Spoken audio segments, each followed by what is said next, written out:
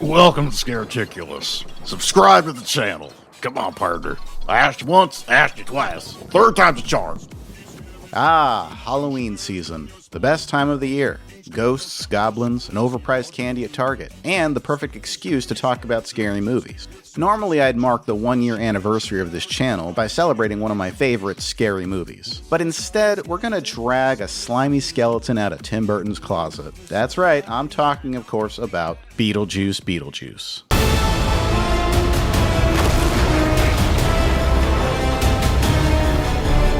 The long-awaited, overhyped sequel to one of my all-time favorite films. A movie I grew up with, obsessed over, and loved so much I literally built an online persona around its titular character. Subscribe!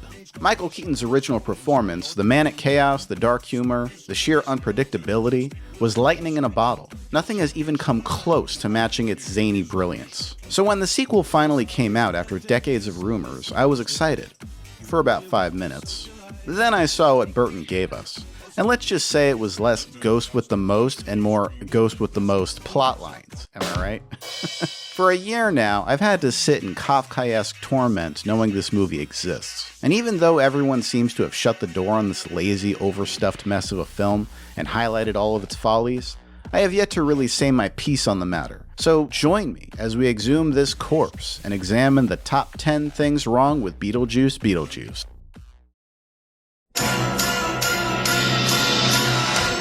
Let's start with the most obvious problem. This movie is overstuffed. It doesn't even feel like one story, it feels like 6 stories stitched together, Frankenstein style, with Burton just hoping the seams wouldn't show. God, he really does have a thing with Frankenstein, doesn't he? I mean, it's all over his films. The Corpse Bride, Frankenweenie, Dark Shadows, even Edward Scissorhands is kind of an updated version of Frankenstein. Oh, and what about that Sally character? Anyway, whatever. Anyway, back to this mess. You've got Lydia's relationship with Rory, Lydia's struggles with her daughter Astrid, Astrid's teen romance with Jeremy, Delia yearning for Charles, Beetlejuice reconnecting with Lydia, Beetlejuice's ex-wife Dolores hunting him down. Oh, and let's not forget Wolf Jackson, the Bobs, and a grab bag of other random subplots sprinkled in for no reason. I mean, you think that's enough? It's exhausting. The original worked because it was tight. A dead couple, a new family moving into their house, and a rogue agent of chaos who makes things infinitely worse. Simple, sharp, effective. The sequel, meanwhile, feels like Burton loaded every half-baked idea he had into a shotgun and fired it all over the set and told everyone to just have fun. And then there's Rory, the supposed villain that muddles Beetlejuice's role in the story. He's so cartoonishly sleazy, it robs the movie of any nuance. Must be pretty noisy up here, yeah? You can hear it too. Remember Lydia's parents in the original? They weren't villains. They were more like clueless yuppies who just didn't get how toxic they were. Subtle, believable. The theme of the rich coming to cash in on small towns and turning them into theme parks struck a delicate yet subtle chord in the original, almost undetected yet brilliant. Rory, by comparison, feels like a Disney Channel stepdad who twirls his mustache and makes evil monologues. Subtlety died here, and it was buried 6 feet under. Speaking of Lydia, Burton seems to have completely forgotten who she was as a character. In the original, Lydia hated phoniness. She was the outcast, the one who saw through the bullshit, the girl who felt more comfortable with ghosts than the living. That's what made her so relatable. So what does Burton do in the sequel? He turns her into a glorified ghost hunting TV host. Yep. She's now running a paranormal reality show right out of her house. The very same Lydia who once rolled her eyes at her parents for treating spirits like a circus act is now cashing in on her gift, quote unquote. Gift? More like grift. Am I right? It doesn't feel like she's grown as a character. It feels like she's an imposter. Oh yeah, and Lydia is now a psychic medium. So I guess that's a thing now. She's not the dark, misunderstood teenager grown into a wiser adult. She's a hollow caricature, stripped of her identity. And worst of all, Burton treats it like it's a natural progression, as if Lydia was always destined to sell out. No, Tim, that's not Lydia. That's you. Next up, Astrid, Lydia's daughter, and her shiny, cliché teen romance with Jeremy. Jesus, I feel like we're in Beetlejuice's Creek. Look, I don't inherently hate teen subplots, but this one feels like it stumbled in from an entirely different movie. It's generic, melodramatic, and pulls focus from everything else. There's even a half-decent twist buried in there, but it belongs in a CW show, not a Beetlejuice sequel. There's even a cool little subplot about Astrid's father being deceased that plays into this subplot, and that could have been an interesting angle to explore. But here's the kicker. The emotional beats don't land. Why? Because the movie never develops Astrid's father, or how Lydia and Astrid relate to him. We never get a real sense of how this family once was, so we really can't feel anything about how they've been torn apart. They try to wring pathos out of thin air, but there's nothing to grab onto. It's like being forced to cry at a funeral for someone you've never met. Honestly, you know what would have worked better? If Beetlejuice himself was pretending to be this Jeremy kid the whole time, manipulating Astrid, tricking her into the afterlife to trade her own life for his. Would it be creepy? Yes. But that's Beetlejuice. It's totally in his wheelhouse to manipulate a child to do his dirty work for him. Instead, we get diet Twilight melodrama and a subplot that evaporates the second it's convenient. Then, Beetlejuice gets to play the hero and... I think it was Dostoevsky who said, "Later, fucker." I don't even know who you are anymore, man. Now, let's talk about the criminal waste of talent. Monica Bellucci, Willem Dafoe, Danny freaking DeVito, legends. And what does Burton do? He makes them what essentially boils down to bit parts in this sprawling narrative mess. Take Bellucci's Dolores, the bride. She's set up as Beetlejuice's vengeful ex, ready to exact karmic justice. That should have been narrative gold. Instead, her arc gets lost in the swamp of other storylines. It should have been expanded or cut entirely. And this ties into a weird obsession Tim Burton seems to have, the vengeful bride trope. Think Corpse Bride. Think Dark Shadows. Hell, even Frankenweenie. Burton loves this image of a wronged woman chasing her man beyond the grave. And in Beetlejuice Beetlejuice, we get 2 weddings. 2! 3 if you count Beetlejuice hijacking Rory and Lydia's wedding at the end as an extra one. And somehow, they all manage to be empty filler. There's definitely a theme lurking in there somewhere, a sort of cynical, almost grim take on marriage. But the movie is so jam-packed with half-baked plot lines that it gets completely drowned out, leaving the audience with zero reason to even give a shit. One of the things that made the original iconic was its tone. It was weird, funny, and spooky, but balanced. It felt like a haunted house ride at the fair. Unsettling, but fun for the whole family.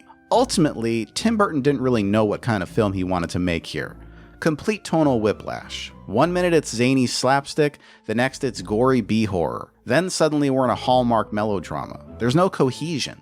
Even the afterlife loses its magic. In the original, it was a bleak DMV waiting room, with characters like Juno grounding the absurdity with dry, biting sarcasm. It felt real. The intermediate interface chapter on haunting says it all. Get them out yourselves. It's your house. In the sequel, the afterlife looks like a cheap haunted maze where everyone is in on the joke. Willem Dafoe hams it up, and it feels like a parody of a parody. The result? You gotta keep it real. Looks like you got a little too real there, bud.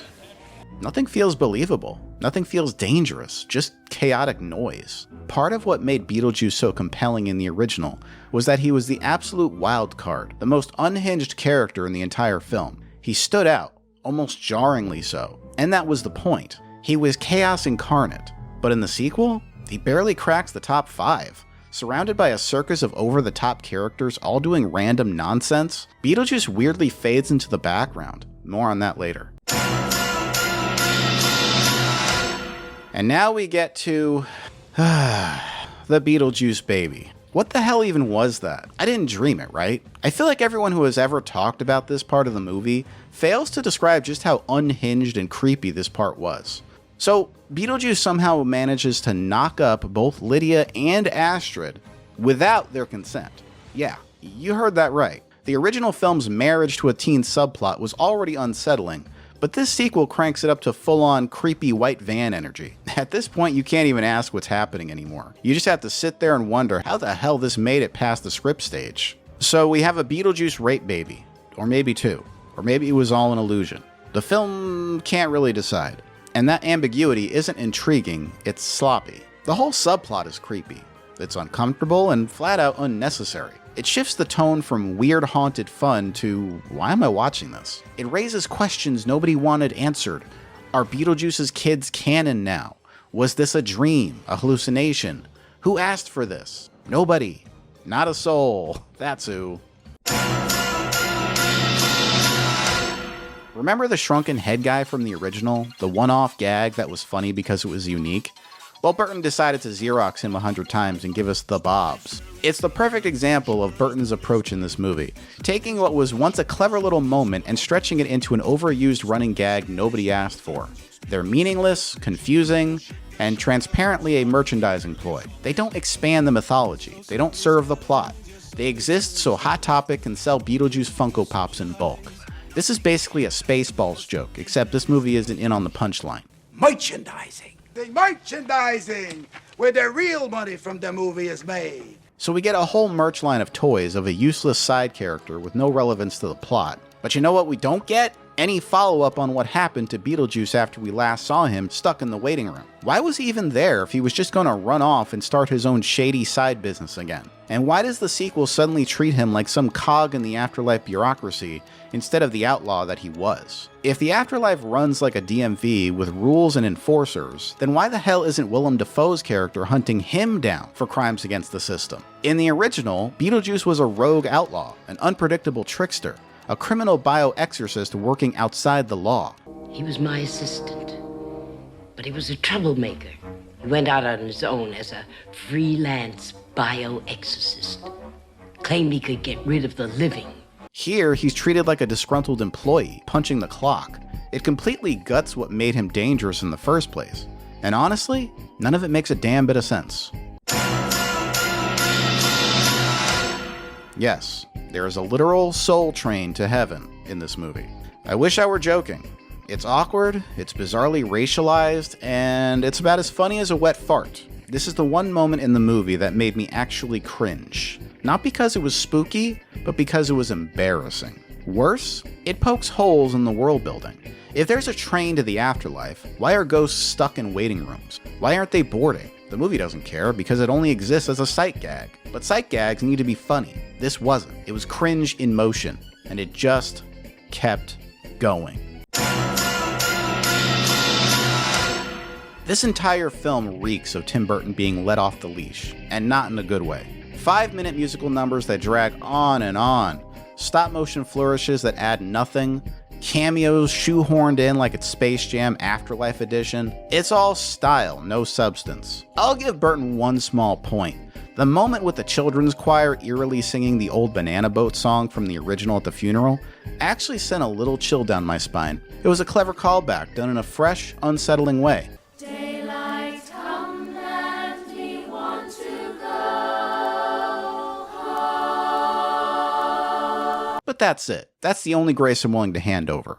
The rest of the soundtrack, straight into the grave. Wherever you go, whatever you do, I will be right here waiting for you. Spring was never waiting for us, girl. It ran one step ahead as we followed in the dance. Other than that, the whole movie plays like it's a scrapbook of Burton's doodles that are stapled together and called a script. He wanted Dolores hunting Beetlejuice. He wanted Beetlejuice still obsessed with Lydia. He wanted Lydia trapped with Rory. He wanted Astrid's teen angst. He wanted Defoe's detective subplot. He wanted everything, all at once. And in trying to have it all, he ended up with nothing. And finally, the number one sin.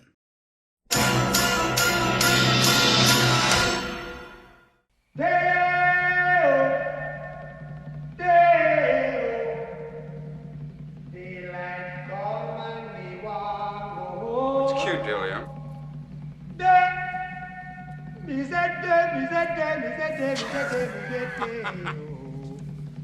Daylight come and me want go.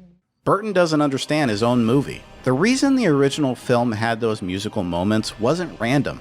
It was because Adam loved Harry Belafonte. We even hear Belafonte's hits on the radio before the Maitlands die. That's a big fella. Whoa. Foreshadowing that iconic dinner party possession scene later on. It was character-driven, clever, and thematically tied to the story. Shake, shake, shake, Sinora, shake your body line. Shake, shake, shake, Sinora, shake it all the time. Now flash forward to the sequel. Not only did Burton ignore that detail, he went completely off the rails with the music. Instead of tying songs to character or story, he drops in random power ballads and pop tracks that Beetlejuice either sings or has blaring in the background. And for what? To make him seem creepier? To force in some camp value? It doesn't work. In fact, it has the opposite effect. It undermines Beetlejuice's menace and makes him feel like a karaoke sideshow. And it kills me because this isn't the first time Burton has lost the plot. When Beetlejuice Goes Hawaiian was originally floated around decades ago, I remember thinking, really? The only tie to tropical music in the first film was Belafonte, Adam's favorite artist. And even that was character driven. Why turn the sequel into a beach vacation? But apparently Burton decided to outdo himself by ditching logic entirely and stuffing the soundtrack with mismatched pop songs. It's not just bizarre, it's a fundamental misunderstanding of what made the original's music so memorable. The original Beetlejuice worked because Beetlejuice wasn't the story. He was the chaos that made the story happen. He was the grenade lobbed into the plot, forcing everyone else to react.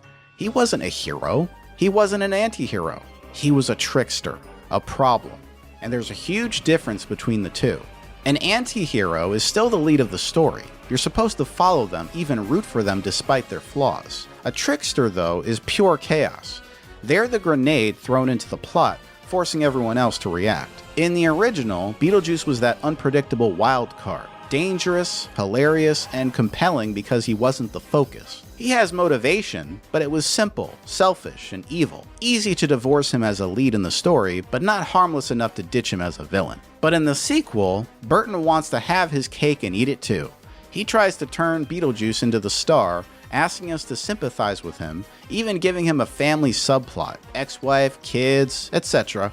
And in doing so, it kills the magic. Without the Maitland's earnestness, without Lydia's integrity, without that balance of heart and menace, all you're left with is a noise. The original ended with a perfect theme, the living and the dead finding a way to coexist. The sequel ends with, "Oh my God, what is that?" Beetlejuice rape babies. Yep. I'm not even kidding. Ultimately, Beetlejuice Beetlejuice turned out to be a certifiable mess, but it didn't have to be. Somewhere in there was a good movie, but Burton buried it underneath layers of indulgence and clutter, forgetting what made the original so great in its simplicity. And look, I didn't outright hate it. There are flashes of creativity, moments where you can see the ghost of what the sequel could have been. But instead, what we got was an overstuffed, self-indulgent spectacle that feels more like a parody of itself than a true continuation. So yeah, it's a shame. I was genuinely looking forward to this film. But like so many things dragged up from the grave of nostalgia, it didn't come back fresh. It came back looking grimy, bloated, and kind of rotten. This has been Scareticulus. Thanks for watching. Don't forget to hit that thumbs up, subscribe to the channel, and I'll see you again soon. Happy spooky season, everyone. And remember, sometimes the past is best left buried.